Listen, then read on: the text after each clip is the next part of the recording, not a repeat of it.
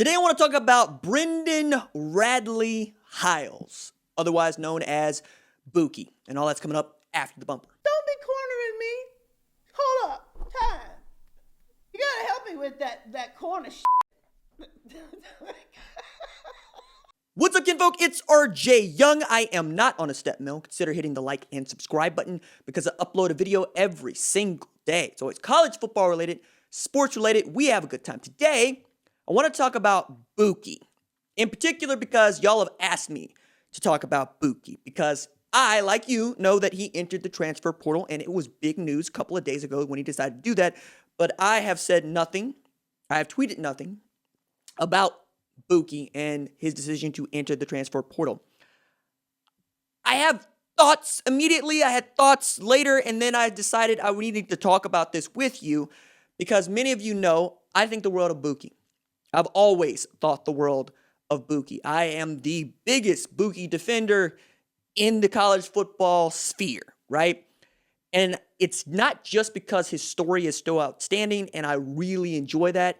It's because the way people talk about him that know him matters to me, okay? Everybody who's ever been in contact with Brendan Radley-Hiles has nothing but outstanding things to say about him as a leader, as a teammate, and as a friend. You'll notice the outpouring of players on OU's team that was saying, among other things, one of the best teammates they've ever had, but also one of the most misunderstood cats in all of college football. 5'8", about $185, plays the slot corner nickel position in Alex Grinch's defense, but before that, in Mike Stoops' defense. And I think that's where we can start to talk about this. Much has been made about how Bookie was rated a 5-star according to Rivals.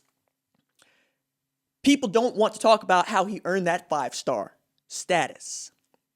He earned that 5-star status by being an outstanding shutdown corner, particularly at IMG Academy. You put that man on the boundary, with the boundary, and you let him go to work. He's a corner. If you let him be a corner, the personal foul penalties that y'all hate so much go away because he's not a part of the play in that way. He also gets the extra defender that is the sideline to do his work. The toughest position to play in all of football on defense, slot corner. Because you are a safety, you are a linebacker, and you are an edge rusher. You are up against 6'5", 260, like Pro Wells, and you are up against 5'8", 185, like Bookie himself. You have to be able to take away a slot receiver and a tight end, and you have to do it in back-to-back plays. And then you have to be able to rush off the edge against 6'6", 330-pound tackles. Bookie did that and did it so well that Alex Grinch, who is the most harsh grader of his defense that you've ever seen in your life, had nothing but good things to say about the player Brendan Radley-Hiles is. I understand the man makes plays that make you want to scratch your head, but so did Orlando Brown. You could tell Orlando Brown was going to have a good day because he picked up a personal foul penalty in the first quarter. 15 yards, moved the offense back, probably put him behind schedule, maybe even had to punt due to his personal foul. But it was part of his game, and it's part of the reason why he became a unanimous All-American. But unlike Brendan Radley-Hiles, Orlando Brown got to play his position. He's a tackle. Nobody ever asked him to play center. Nobody ever asked him to play guard. He got to play tackle. Bookie's a corner. And flat out, Oklahoma has more players that can play corner. They can play nickel safety. They can play safety. We saw that in the Peach Bowl in 2019. Justin Broyles couldn't get it done. Woody Washington couldn't get it done. Of course, Bookie couldn't get it done. People remember the hellacious hit he put on Clyde Edwards-Helaire that was illegal. Probably should have been called for targeting. They don't know any of the stories about how he picks his teammates up, how he coaches up the young players, how he has been a mentor to all that would have him be one, and how he has been a friend to all who would have him be one. And Riley was so kind in how he put it because he believed it. He knows that Bookie's in the portal, obviously. And he said if he chooses to go somewhere else, he will be his biggest fan.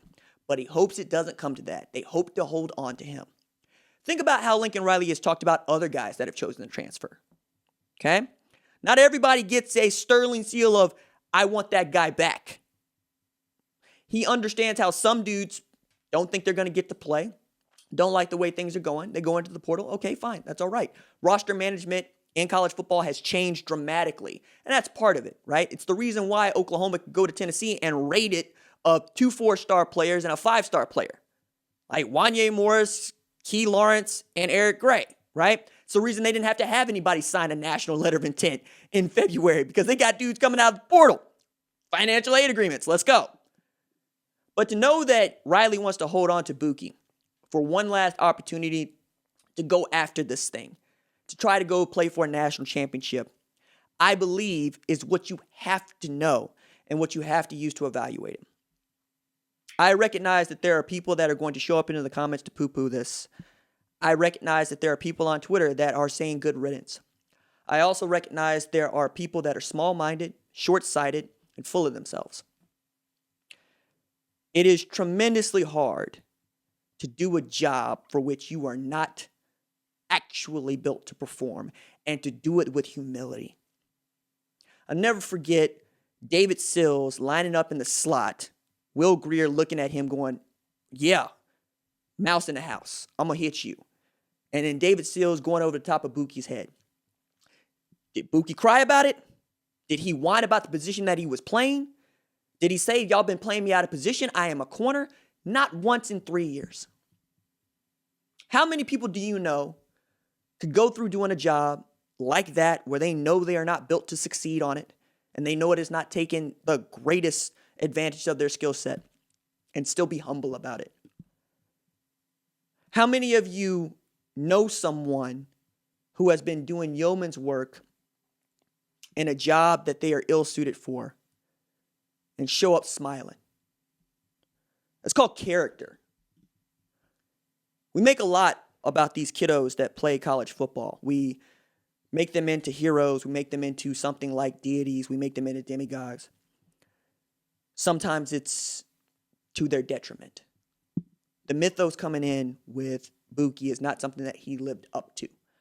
Not on the football field, no.